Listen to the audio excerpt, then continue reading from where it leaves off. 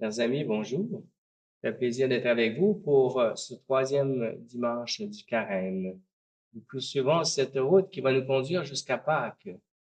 Et nous avons la chance dans cette année A, parce qu'il y a 3 années liturgiques, d'aborder particulièrement des textes où Jésus rencontre des personnes. Et c'est vrai que le Carême, c'est un temps de rencontre. Rencontre avec soi-même, au plus profond de nous-mêmes. Rencontre avec Dieu. Pour mieux rencontrer nos frères et sœurs et leur transmettre cette bonne nouvelle, cette vitalité, cette vie que Dieu promet à chaque personne qui s'attache à lui. Aujourd'hui, nous faisons la traversée avec cette femme de Samarie et Jésus, la Samaritaine.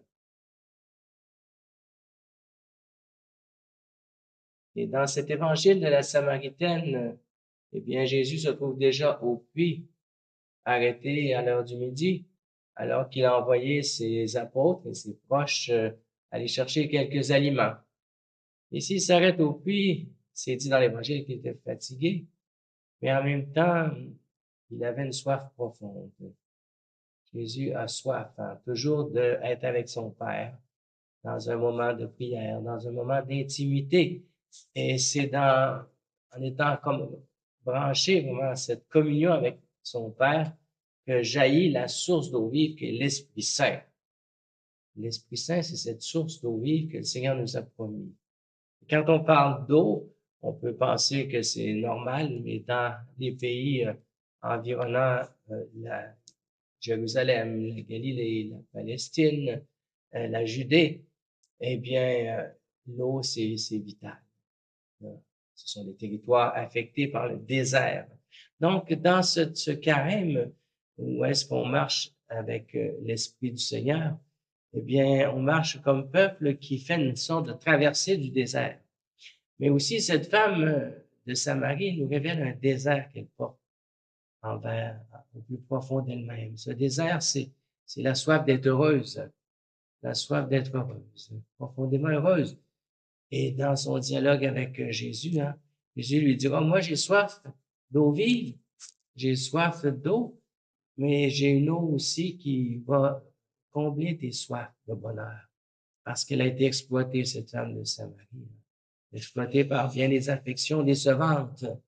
Tu n'as pas 5 maris, un mari, tu en as 5, alors tu as essayé de trouver de l'affection qui comblerait ta soif profonde.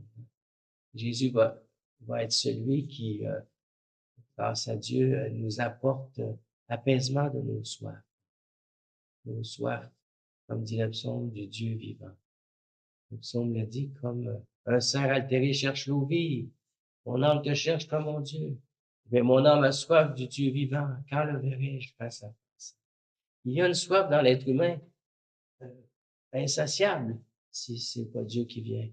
Et on va essayer de la combler de différentes façons. Cette femme avait cherché dans l'affection. On peut chercher aussi à combler une soif de réussite, ou bien chercher à combler une soif de pouvoir sur quelque part dans notre vie.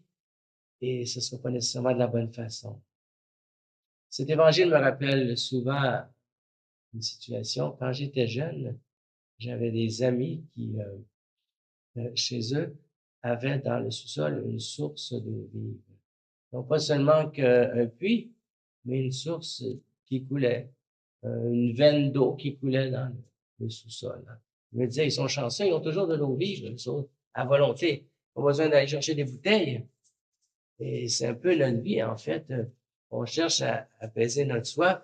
On prend un peu d'eau, on va prendre un peu le plaisir de la vie, un voyage, mais aussitôt après, on ressent à nouveau cette soif. Et Dieu dit, je veux pas seulement que déposer en vous de l'eau, mais des moments plaisants, mais une source d'eau vive.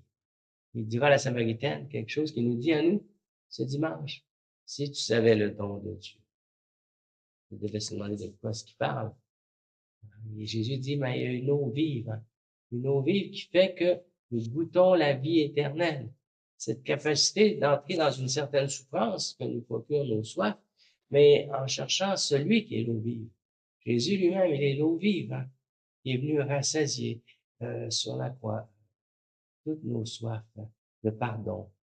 Une soif d'être profondément aimé, parce qu'à force d'être aimé par Dieu, notre capacité d'aimer fait qu'on devient pour les autres une source, plutôt que celui qui cherche toujours à être aimé, une source du don de Dieu, qui aime. Et que les gens vont voir qu'à travers cette expérience, le Christ est venu nous faire passer à travers bien des déserts, mais pas seul, avec lui. Mais en même temps, il est venu répandre l'eau et le sang de son côté ouvert, hein, qui sont le signe à la fois du baptême, qui ouvre cette source d'eau vive, et en même temps des sacrements qui sont comme l'Eucharistie et les différents sacrements. Nous sommes à la mi-carême, c'est peut-être le temps de réfléchir, est-ce que je ne devrais pas me connecter sur celui qui est la source d'eau vive en me laissant convertir par le Seigneur, en vivant le sacrement du pardon, en allant à une célébration qui vient déposer les fardeaux, et en même temps dire, Seigneur, fais couler en moi cette source de mon baptême. Parce que Pâques, c'est le renouvellement de notre baptême. Et la source d'eau vive est dans ce sacrement de la réconciliation. Ou est-ce que la femme elle-même s'est réconciliée en enlevant la distance qu'elle sentait avec Jésus? Tu es un juif, disait-elle au début. Puis à la fin, elle dira, tu es, ne serait-il pas celui-là, le sauveur du monde, celui qui est le Messie, l'envoyé de Dieu pour nous ouvrir une paix profonde qui fait qu'on arrête de courir à gauche et à droite pour apaiser par toutes sortes de petits verres d'eau nos soifs profondes. Donc, interrogeons-nous cette semaine sur quelle soif m'envahit le plus. C'est la soif de relation, d'amitié, la soif de sortir de l'isolement. De quelle façon j'écoute le Seigneur, puis je me mets à son école pour faire des pas et dire, Seigneur, viens me combler pour que j'aille vers l'autre aussi, faire en sorte que cette soif de communion et de vie, elle soit comblée. Donc, identifions vraiment un peu ces soifs et acceptons d'aller puiser non seulement en surface, l'eau de surface, mais la source profonde de notre baptême, de la présence à Dieu. Donnons-nous des temps d'intériorité, des fois un petit moment de prière avec une prière sincère, avec notre vie. Le Seigneur, tout à coup, nous redonne cette paix, qui est un signe qu'il est avec nous, lui, la source d'eau vive.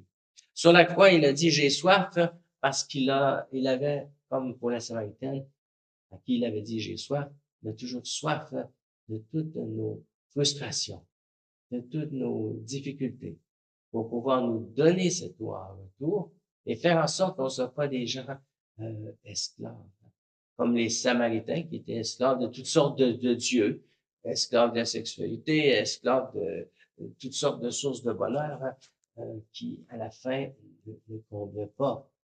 Voulons-nous vieillir avec cette eau vive, je dirais la source de jouvence, comme on dit des fois, qui est la source du bonheur, mais sans Dieu, elle est introuvable. C'est le seul qui est venu combler complètement le cœur humain. Ça n'empêche pas qu'on aime des personnes. On va les aimer davantage, même jusqu'au pardon, jusqu'à leur pauvreté, comme Dieu il fait pour nous. Et ce sera le signe que le royaume de Dieu n'a plus besoin d'un édifice. Nous devenons un temple avec cette source d'eau vive dans notre propre vie, avec d'autres chrétiens et d'autres personnes qui entretiennent cette source de communion avec Dieu. Bon dimanche à tous et continuons notre marche au cœur de nos déserts, mais sans avoir peur de jaillir la source pour chacune et chacun de toutes ces générations. Amen.